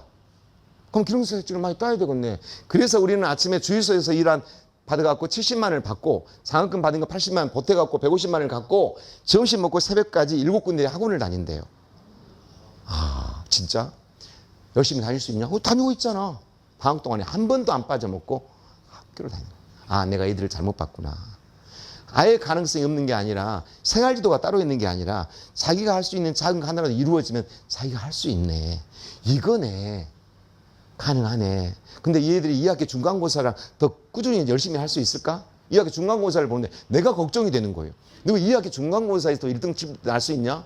1등, 7등 나면 선생님이 운암동 시장에 소주하고 낙지 사줄게. 그랬더니 선생님 분명히 약속 지켜. 근데 누구는 1등, 7등 날 수 있냐고. 그러니까 당연하지. 어떻게? 반만 해오면 되잖아. 맞아. 2학기 중간고사를 봤네. 1등부터 7등이 아니라 3명이 올배. 별것도 아니야. 문제를 안 바꿨으니까. 그래도 우리 애들로서는 대단한 거잖아. 가자. 교육 벌써. 내가 그 애들 데리고 운암동 시장으로 바로 데리고 갔습니다. 이따 봐보세요. 나보다 훨씬 늙어 보여요. 난 사주고 싶었어요. 아, 가능하다. 가고 있는데 핸드폰 벨이 울려. 누구세요? 부평에서 형사과장입니다. 박주정 선생이죠. 네, 당신님 이리 좀 와야겠습니다. 내가 뭘 잘못했는데요? 와서 보세요. 당신 반 애들 8명 잡아놨으니까. 뭘 잘못했답니까? 직접 와서 보세요. 탁 끊어. 얘들아, 우리 반 애들 8명이 잡혀있단다. 그러니까 한 놈이 경일이가 잡혀있는 겁니다. 뭘 잘못했는데? 선생님 말을 하면 너무 복잡하니까 얼른 갔다 와. 우리 여기서 놀고 있을게. 그래, 너그 그러면 오락실에 놀고 있어. 얼른 갔다 와서 낙지하고 소주 살 테니까 놀고 있어. 나는 갔다 올게. 갔어요. 부비에서 갔더니 8명을 무릎을 꿇겨놓고 경찰이 뺨을 때리고 있어. 난 뺨 때리는 걸 제일 싫어해. 아, 그랬었어요. 왜 때리지 마! 당신 누구야? 아, 오라고 했잖아, 담임. 그 똥똥하게 담임. 근데 왜 우리 애들 때리세요? 직접 물어보래. 너그 뭘 잘못했는데 맞냐? 안 가르쳐줘. 알고 봤더니 실습 시간에 쓰는 영수절 스프링. 이걸 가지고 북부영서 주차장에 세워져 있는 경찰 오토바이를 이 스프링으로 시동을 걸어갖고 8명이 시내를 타고 다녀. 경찰 오토바이를. 그래 걸린 거예요. 그럼 나한테 어쩌란 말입니까? 얘들 그럼 부모한테 전화를 해주는데 나한테 전화했어요. 그랬더니 부모한테 전화를 했더니 제발 집어넣으라고. 우리 안 갈 테니까. 그럼 나보고 어쩌라고요? 얘들 풀어줄 테니까 내일 부모 데리고 오라고. 알겠다고. 풀어주세요. 얼른 가. 경찰 오토바이를 다 훔치냐 이놈의 새끼들아. 얼른 가. 내일 엄마 오라고 그래. 그리고 나는 집에 와서 잠이 들어버렸네요. 뭘 잊어본 거예요? 술 사준 걸 잊어본 거예요. 근데 자고 있는데 새벽에 누가 내 베개를 막 발로 차는 거야. 베개를. 근데 그놈들이 술 사줄 거라고 생각하고 기다렸는데 안 오니까 집에 와서 보니까 내가 누워있는 거예요. 화가 나니까 베개를 차는 거예요. 일어나. 뻥쟁이. 우리 몇 시간 기다렸는지 알아? 미안해. 깜빡했다. 왜 잊었어? 그놈들이 오토바이 훔쳐가지고 경찰이 나보고 그 학교 없애버라 그러잖아. 라고 깜빡 잠이 들었네. 선생님 그것들 때문에 화났어? 응. 다음에 술 사줄게. 그러니까 서 있고 나 지금 누워있는 거예요. 안 묵어. 미안해. 그나저나 그 오토바이 훔친 놈들 사람 좀 만들어봐라. 내가 그래서 누워서. 근데 그놈들이 뭐라고 하냐면 선생님 걱정 마. 우리가 이미 오토바이 훔친 놈들 사람 만들어놨어. 얘들이 만드는 건 때리는 거라고 윽박지는 거거든요. 깜짝 놀랐어. 버떡 일어나서 너 그 애들 때렸냐? 이렇게 안 때렸는데? 그럼 어떻게 사람 만들었어? 오토바이 훔친 새끼들이 우리 오락실로 왔더라고. 그래서 우리가 말했어. 뭐라고? 선생님 이 집에 산 놈 중에 저 자폐 빼고 7명은 사람이 돼버렸잖아. 뭔 사람이 돼? 1등부터 7등. 근데 오토바이 훔친 놈들이 지금 사람이 안 됐잖아. 그래서 뭐라고? 우리가 말했어. 우리 7명은 사람이 됐으니까 내일 이 집을 나갈 테니까 너 7명, 8명 들어오라고. 들어온다고 하더니 들어온다고 했다는 거예요. 진짜로. 그 뒷날 종례를 하고 집에 갔더니 자폐는 누워있고 7명은 짐을 싸고 나가려고 하고 있고 오토바이 훔친 놈들은 들어오려고 하고 있고 그러니까 내 아내가 그걸 보고 이게 지금 뭐냐고 묻는 거예요. 간단하게 말했어요. 멤버 교체입니다. 근데 저놈들은 어떤 놈들입니까? 오토바이 훔친 놈들입니다. 아, 그럼 우리 집에는 뭘 숨겨야 됩니까? 저희들은 오토바이 외에는 훔치지 않습니다. 그러고 이제 7명이 나오고 8명 들어오고 1명 나왔고 그 애들 9명. 우리 식구 또 3명. 10월, 11월, 12월, 1월, 2월 또 데리고 살아. 똑같이 변해. 똑같이 변한 건 뭐예요? 시험 볼 때 다 배우고 기능사 자격증 학원 다니고 전교 1등부터 15등이 다 우리 방이고 남들도 애들도 공부를 하고 그러니까 부모들이 관심을 갖기 시작하고 별것 아니네. 데리고 살면 되네. 근데 너무 좁아 집이. 그리고 또 여기 못 데리고 사는 이유는 누가 투서를 해. 고액 과외를 한다고. 경찰이 와서 맨날 문을 열어. 과외한 적이 없어. 근데 3일째 오더니 경찰이 안 한지는 알았다. 그러나 나를 따라가자. 왜? 조서는 써야 된다. 가자. 나는 안 했지 않냐. 그러니까 우리 애들이 따라가지 말해. 걱정 마. 우리 안 했잖아. 그러니까 나 따라간 게 애들도 따라와. 너는 오지 마. 괜찮아. 따라가는데 계속 따라와. 그리고 내 파출소 문으로 열고 경찰은 이제 지금 곤봉을 들고 2명이 가고 파출소 문 열고 들어가려고 하는데 우리 반 한 놈이 경찰한테 욕을 해보네. 야, 짭새! 쉬. 우리 선생은 실력이 없어갖고 과외도 못한다고. 나는 공학 박사야, 이 새끼야. 그들은 못 들어오고 나만 들어가니까 그 애들은 밖에서 그 샤슈물을 발로 차. 우리 선생 내놓으라고. 나는 안에서 조서를 받아. 당신은 전공이 무엇입니까? 화학공학입니다. 화학공학인데 어떻게 전과목을 가르칩니까? 가르치지 않습니다. 그럼 어떻게 1등부터 15등이 거기서 나옵니까? 우리는 답을 해옵니다. 아, 답이 유출됐습니까? 아니, 우리는 모두 답을 이 말을 이해를 못해. 그럼 학교에다 맨날 전화해. 답 가르쳐줄 시험 봅니까? 그 생각 아니라고 그래. 맨날 우리 집에 와서 괴롭혀. 얘들아, 우리 여기 살지 말까? 여기로부터 10km 떨어진 데 가면 있잖아. 4,000평의 감나무 농장이 있는데 창고가 있잖아. 엄청 크다. 방이 5개나 돼. 배갈긴 하지만. 돈 없으니까 신문지로 도배하고 장판 깔고 우리 거기 가서 살자. 넓고 좁잖아. 4,000평. 선생님 좁긴 한데 버스가 안 다니잖아. 내 차 있잖아. 빨간 프라이드. 그리고 아침에 내맥 얼른 데려다 놓고 왔다 갔다 하면 되잖아. 그럴까? 좋아. 그래서 이사를 갔습니다. 1994년에. 그래서 이사를 가서 95, 96, 97, 98, 99, 2000, 2001, 2002, 2003, 2004 10년 동안 데리고 산 아이가 몇 명? 707명. 그러면 한 번에 707명을 데리고 살았냐고. 불가능. 우리는 정원이 8명이에요. 아침에 깨워가지고 4명 얼른 학교 데려다 놓고 10km 왔다 갔다 하려면 8명 이상은 못 데리고 살아. 그럼 어떻게 707명이 됐냐고. 10년 동안 데리고 사니까. 그럼 그 애들은 어떤 애들을 내가 추천했냐고. 난 한 번도 추려본 적이 없어. 이 애들이 다 추천했어. 선생님, 우리가 나오고 저놈들이 들어와야 됩니다. 다 기수가 있어, 기수. 그 애들은 지금 어떻게 살고 있을까? 그것만 보고 마치겠습니다. 이번에는 가슴속에 특별한 선생님을 담은 어느 학부모의 이야기를 제가 화면에 담아봤거든요. 네, 함께 보시죠. 선이야, 인사하자. 우리 주먹. 학부모들이 특별한 분으로 기억하는 선생님. 바로 박주정 선생님의 수업 시간이다. 여러분 안녕하십니까?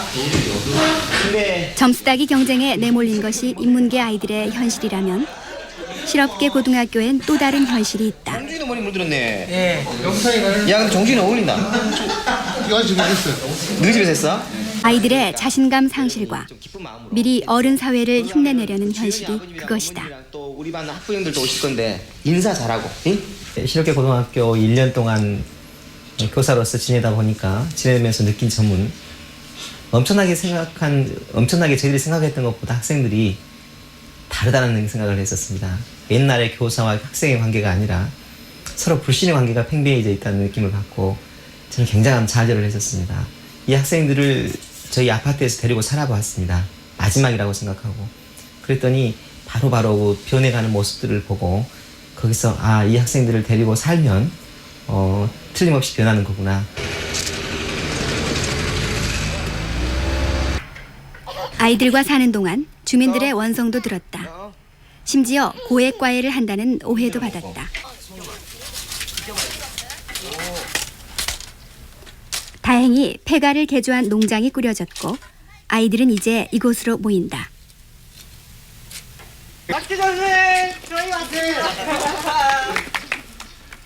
선생님의 아파트에서 함께 생활했던 7인방은 이곳에 자주 들리는 선생님의 단골 손님들이다.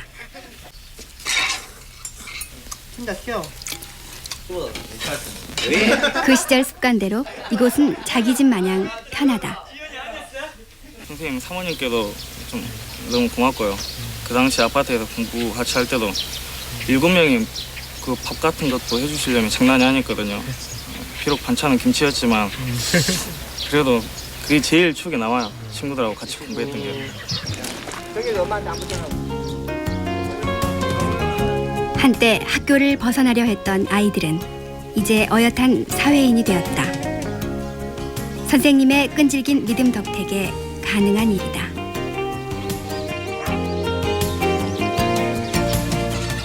콩나물에 물을 주다 보면 물이 다 흘러가 버리고 콩나물이 크지 않을 것처럼 보입니다만은 그 물이 다 빠진 것처럼 보여도 끊임없이 물을 주다 보면 언젠가는 콩나물이 그렇게 무럭무럭 자라나는 모습을 보고 정말 우리 학생들 기르는 것은 콩나물에 물 주듯이구나 라는 생각이 너무나 버뜩 떠올랐습니다.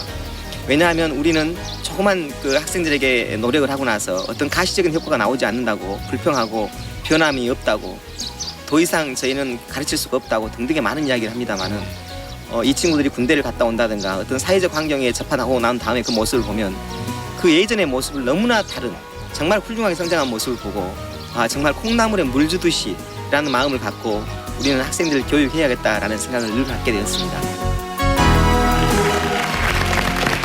그래요. 정말 콩나물 교육론을 우리에게 몸으로 보여주신 박주정 선생님 나오셨는데 네. 힘들지 않으세요? 저렇게 학교에서 아이들을 가르치는 것은 물론 비뚝에 나가는 아이들을 데리고 사신다는 게. 우리 금방 화면에 나왔던 친구들은 비교적 좋은 쪽의 친구들입니다만 사회적으로 격리되었거나 조직 폭력이라든가 또는 그 여학생 같은 경우에는 보도집에 있었던 아이들도 있었고요. 이런 아이들을 참 어렵게 해서 그 폐가로 데리고 와서 1주 내지 2주, 길게는 뭐 2달, 3달 같이 살다 보면 잘 커나간 것처럼 보이다가도 또 어느 한순간이면 무너져 버리고 그랬을 때 그 허탈함이라는 것은 누구한테 말할 수가 없지 않습니까? 많은 사람들이 누가 너 그걸 하라 그러더냐. 저희 집에서도 마찬가지로 당신 그렇게 괴로워하려면 볼록 하느냐 하지만 그걸 어디다 말할 수 없지만 그 순간순간들이 지나고 나서 해가 지나면 그 아이들은 성숙해갖고 돌아옵니다. 그래서 그 순간에 우리가 좌절하지 말고 기다리면 언젠가 우리가 그 아이들을 끈을 놓지만 않는다면 반드시 다시 돌아온다는 생각을 갖게 되었습니다. 네. 가장 기억에 남는 제자 한 분만 소개해 주시겠습니까? 그렇죠. 기억에 남는 제자는 좋은 기억일 수도 있고 나쁜 기억일 수도 있습니다. 하나의 기억 같은 경우에는 나쁜 기억입니다만은 사회적으로 굉장히 그 폭력으로 일괄돼서 징역을 한 6번, 7번 갔다 온 친구인데 그 아이를 데리고 살게 되었어요. 근데 그 친구를 데리고 살 때는 처음부터 옳고 그름을 가르칠 수는 없습니다. 우선은 서로 좋아해야 됩니다. 그러려면 그 친구의 이야기를 다 들어주고 지 비를 맞히는 게 한 일주일 걸립니다. 그리고 난 다음에 그 친구들이 스스로 말을 하고 이야기를 함으로써 앞으로 살아왔던 것과 앞으로 살아갈 것을 이야기하지 처음부터 너 그렇게 하면 안 돼. 그것은 옳지 않은 길이야. 이 이야기를 할 수가 없지 않습니까? 근데 이 친구는 한 2달 정도까지도 마음을 열지 않았어요. 물론 이 친구는 어머니 집 나가시고 아버지 그 알코올 중독이고 누나 그 유흥 시점에 나가서 집에 안 들어오고 자기는 처참하게 어떻게 살 수가 없는 아이입니다. 그러니까 우리가 생각하면 내가 됐더라도 저럴 수밖에 없지 않을까라는 그런 친구인데 한 2달 정도를 그렇게 잘 지냈었어요. 근데 하루 날 저녁에는 제가 잠이 갑자기 들었는데 같이 잠을 자죠. 목이 이렇게 막 아파요. 그래서 눈을 떴더니 목을 조르더라고. 죽인다고. 그래서 굉장히 막 목소리가 안 나오죠. 그래서 근데 눈빛을 보면 그 친구가 나를 죽이려고 그러는 것인지 아닌지를 알지 않습니까? 그래서 만류를 했죠. 그러지 말라고. 그랬더니 그 친구가 울어요. 어째서 그러느냐 나 그랬어요. 그랬더니 나는 잘할 수가 없고 앞으로 버렸다고 생각하는데 선생님이 자꾸 너는 잘할 수 있고 앞으로 계획을 이야기하고 남자의 의리가 있는데 나갈 수가 없다는 거예요. 차라리 그냥 선생님이 죽어버렸으면 좋겠대요. 그러면 선생님이 자기에 대한 기대에 대한 배신감을 안 가질 것 같아서 나갈 것 같다고 목 놓아 울었어요. 그리고 나서 밤새내 울었습니다. 둘이 그 시민들이 울 때는 참 대성통곡이라고 봅니다. 오직 했으면 그 애가 저렇게까지 했을까 싶을 때 그랬을 때 그리고 나서 며칠간 지가 방황을 하더니 다시 돌아와서 선생님 공부를 다시 한번 해보랍니다. 그래서 2분의 1 더하기 3분의 1을 2분의 1 곱하기 3분의 1을 구별을 못합니다. 고1이죠 그때가. 그래서 반신반의했는데 돈을 달라 그래요. 30만 원을. 무한대출랑 붙지 말고 달라 그래서 그러자 그랬더니 책을 사왔어요. 책을 사와서 자기가 수능 공부를 시작을 하겠답니다. 그럴 수 있겠느냐 그랬더니 해본다고 그래요. 그러더니 학교 갔다 오면 하여튼 아이들 방에서 앉아 있어요. 잠을 언제 잔지를 모르겠어요. 근데 저녁에는 막 아우성을 쳐요. 악을 써요. 안 되니까 공부가. 막 울고 불고 아우성 치고 땅을 치고 그래. 저걸 견뎌낼 수가 있을까? 그리고 옆에서 아주 긴장된 모습으로 쳐다보고 있죠. 저러다가 자살하다 해버리면 어쩔까? 그걸 이겨내더라고요. 그걸 이겨내고 6개월 만에 그 학교 전체에서 1등이 나요. 과에서. 그러니까 아주 의지죠. 아무것도 모르는데 다 애우다시피 해요. 그러더니 수능 공부를 해서 그 아이가 해군사관학교를 갔습니다. 그래서 해군사관학교를 갔어요. 그 아이가 2년 전에 전화가 왔어요. 선생님 나 주례 좀 해주라 그래서 그래서 해군 함정에서 하얀 제복 입고 제가 주례를 받습니다. 그래서 너무너무 이제 데이지요 그때 당시는 너무너무 즐거웠던 그 기억이 있고요. 하나의 기억은 똑같은 상황입니다. 그러니까 똑같은 아이의 상황인데 결국은 견디지 못하고 나갔어요. 나가고 나서 한 1년 정도 소식이 없더니 올해 황사가 많이 와서 힘들었던 때 있었죠. 올해 주소가 그 숫자로 써져 있는 편지 봉투가 왔어요. 그래서 읽어봤더만 교도소죠. 선생님 살려주십시오. 저 징역 16년을 받았습니다. 이게 조직폭력에 못 할 짓을 다 하고 다니는 거예요. 살려주십시오. 이제는 왜 내가 이렇게 밖에 살 수 없었는지 선생님 죽을 것 같습니다. 살려주십시오. 살려주십시오라는 이야기만 계속 쌓고 왔어요. 그래서 빨리 그 답장을 보냈습니다. 살려주마. 어떻게 하면 살려주느냐. 근데 또 답장이 왔어요. 선생님 내가 몇 월 며칠 날 공판을 하는데 선생님 그거 와서 탄원 한번 해주십시오. 그래 갈게. 그리고 갔습니다. 재판장이죠. 그래서 이제 검사 되신 분은 묻는 말에만 대답을 하라 그러더라고요. 그래서 그렇게 대답을 하면 너무 오래 걸리니까 저한테 2분만 시간을 주면 제가 쭉 이 아이의 스토리에 대해서 이야기하겠다니까 판사님이 그렇게 하라 그러더라고요. 그래서 그 이야기를 쭉 했습니다. 그 아이는 파란 수위에 주머니 온몸이 꽁꽁 묶인 채로 8명이 쭉 서 있고 저는 거기서 목매에서 그 아이의 지난 간 이야기를 했고 저의 잘못을 빌었습니다. 제가 그때 조금만 더 붙잡았으면 이 상황을 안 만들었을 텐데 정말 재판장님 죄송합니다. 근데 얘 한 번만 용서해 준다면 제가 제대로 한번 가르쳐 볼랍니다. 그리고 부탁을 했어요. 근데 하도 많은 죄를 져놔서 조직으로 이렇게 돼 있는 것은 어렵답니다. 그래서 그 아이의 그 줄에 묶여서 돌아가는 그 모습을 보고 잠을 알 수가 없었죠. 한 아이는 하얀 제복에 정말 멋있게 결혼을 했고 한 아이는 파란 수위에 꽁꽁 묶인 채로 돌아가는 그 모습은 참 저희들에게 참 너무 많은, 어쩌면 선생으로서 내가 얼마나 많은 죄를 짓고 있는가, 내가 조금만 더 그 아이를 붙잡을 수만 있었다면 저 아이가 저렇게는 되지 않았을 텐데라는 생각을 합니다. 그래서 저는 그럽니다.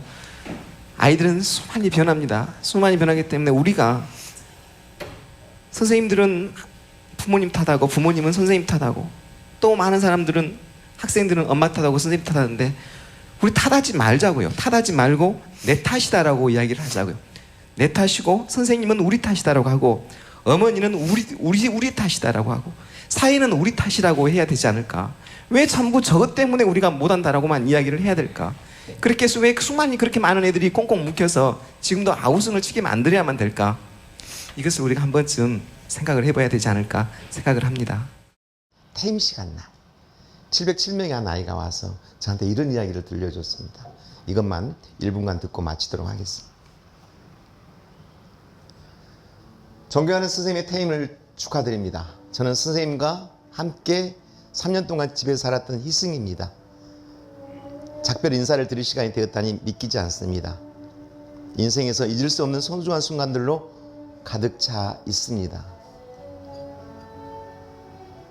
지금으로부터 20년 전 저는 집안 사정으로 가족은 서울로 남한 선생님과 함께 살게 되었죠. 선생님은 94년부터 이미 여러 사정으로 힘든 아이들과 함께 살고 계셨고 저는 2000년에 인연을 맺었습니다. 저에겐 꿈도 희망도 특별하게 없었던 그 시절 선생님을 만나게 된 것입니다. 선생님은 새벽같이 일어나 저희들을 깨우는 일부터 하루를 시작합니다.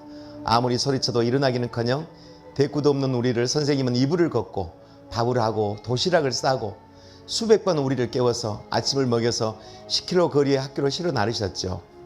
그 차를 잊지 못합니다. 빨간 프라이드. 저희들을 10년 동안 싣고 다니느라 주행기로 54만 킬로.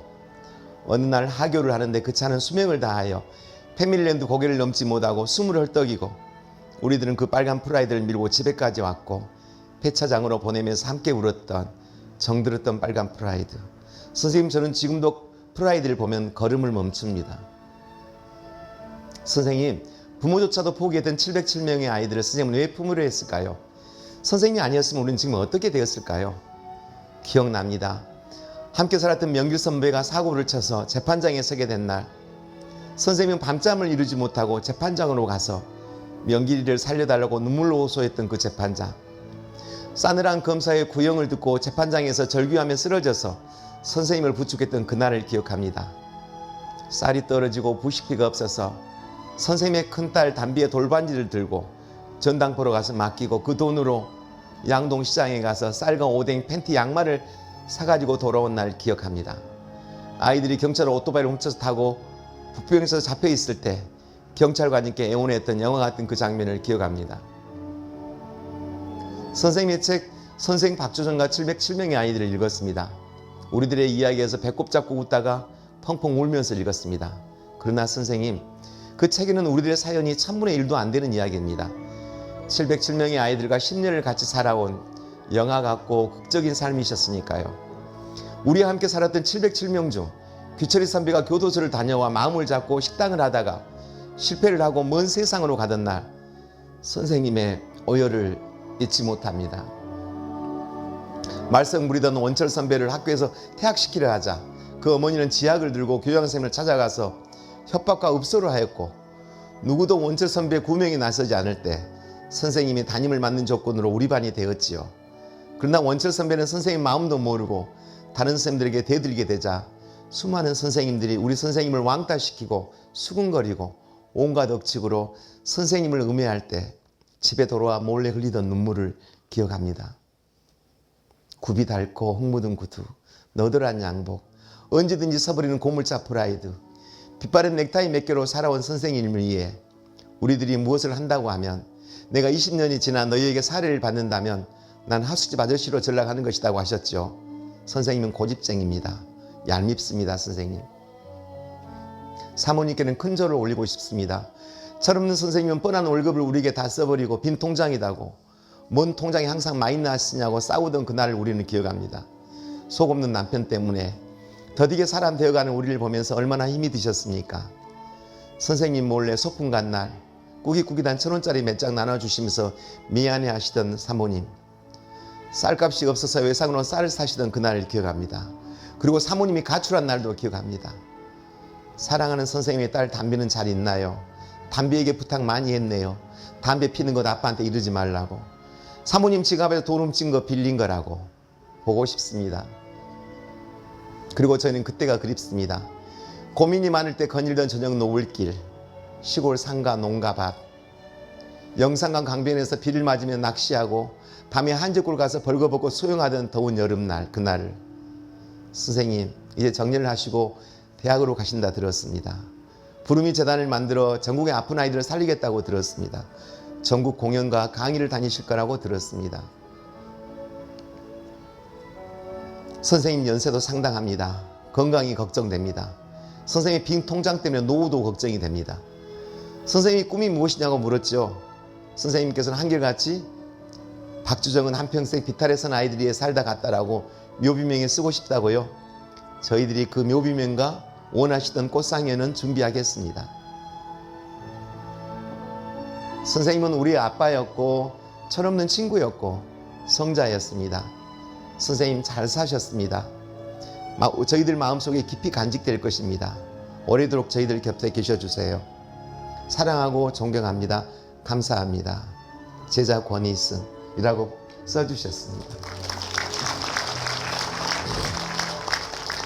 여러분, 시간이 지나가면서까지 여러분한테 이야기를 해주고 싶었던 것은 공부 잘하고 착하고 똑똑한 아이들도 돌봐야겠지만 비탈에 선 아이들, 여러분들 교장선생님이 되셨으니까 예쁘게 아름답게, 그리고 그 많은 애들 중에 하나가 다음에 여러분께 교장선생님이 아니었으면 나는 그때가 어떻게 되었을까요?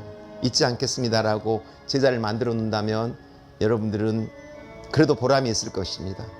명퇴를 했습니다. 돈 몇 푼 안 줍니다. 우리가 돈 때문에 산다면 이렇게 살 수가 없죠.